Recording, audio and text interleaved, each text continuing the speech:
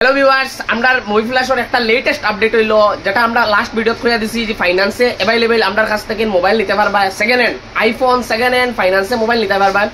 তবে আজকে আমরা ডাইরেক্ট ফাইনালি 100% সাকসেস ফাইন্যান্সে আমাদের কাছ থেকে মোবাইল নিতে পারবা। তবে একটা ক্রাইটেরিয়া আছে ফাইন্যান্সর, যেটা আছে আমাদের কাছে ফোন করে ডিটেলস দিতে পারবা, কারণ অলরেডি এক্সিস্টিং কাস্টমার হইলে মানে সিভিল স্কোর 760 হইলে হইব, না হয় 760 প্লাস সিভিল স্কোর লাগে নিউ কাস্টমার হইলে। আর লেটেস্ট জিনিসটা হইলো আর এজ ক্রাইটেরিয়া হইলো 23 বছরের প্লাস লাগে।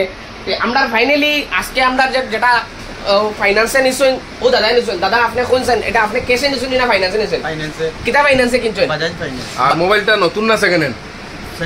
সেকেন্ড হ্যান্ড ফাইন্যান্সে কিনছেন দাদা আমরা কাছ থেকে। এখন যার যার লাগে ডাইরেক্ট ফাইন্যান্সও আমরা কাছে আইতে পারো, ফাইন্যান্স অ্যাভেলেবল। দাদার মোবাইলের দাম মোটামুটি ধরো 44,500 টাকা, 100% ব্যাটারি হেলথ, আইফোন 14। তান এক্সট্রা টোটাল গেছে মোটামুটি ও 3,500 টাকার মতো তান এক্সট্রা গেছে।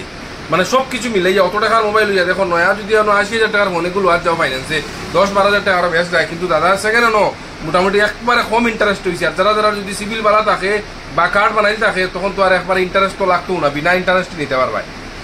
আর মেইন মাত্র হলো আমরা এখানে কন্ট্যাক্ট নম্বর দেওয়া থাকবো, আইফোনের স্টক অ্যাভেলেবেল পাইবা। ফাইন্যান্সে তুমি 13, 14, 12 কিন্তু 50 প্লাস যেটা লাগে ফাইন্যান্সে পাইবা।